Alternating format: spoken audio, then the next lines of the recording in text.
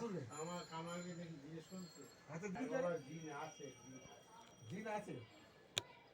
পা ধুলে ওই শোন তুই শের আলীকে দেখেছিস মিট করে শের আলীর বউকে মিট করে অনেক 11:30 নম্বরে হ্যাঁ হ্যাঁ পাবনা এমপিএ আমার সাইডে চাকরি করতো আচ্ছা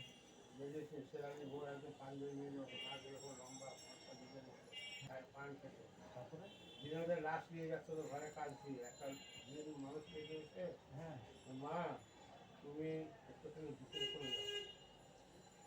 প্রতি প্রতি মেয়ের ওপরে একটা জিনিস হয় বুঝলি সেই জিনিসটা ছিল না পাখি তখন শোনে নেই 12 বছর সে পাগলের মতো ছিল পান খেয়ে কি ব্লাউজ ব্লাউজ সাইকেলের সাথে ছিল লাশ নিয়ে যেতে পারে পরে বাঁ হাত দিয়ে ধাক্কা মারতে দরজা ফেলে দিয়ে লাশ দিয়ে চলে যাবে জিরে জিরে না অনেক বড় এক ফকিরকে ধরেছিল সে ফকিরই বলেছে কামালের ঘরে কামালের ঘরে আমাদের ওখানে আছে এখন মানে ওরা মনে করেছিল কি এটা ঠাট্টা মজা আমার কথাটা বিশ্বাস করছে না, আমাদের পিছনে জিন আছে তো। দেখেছে এটা জানেন আমাদের পিছনে ওই যে হামিদের থাকতে পারে ওই যে পিছনে অসম্ভব কিছু না এই যে পিছনে ওই যে ব জায়গাটা আছে না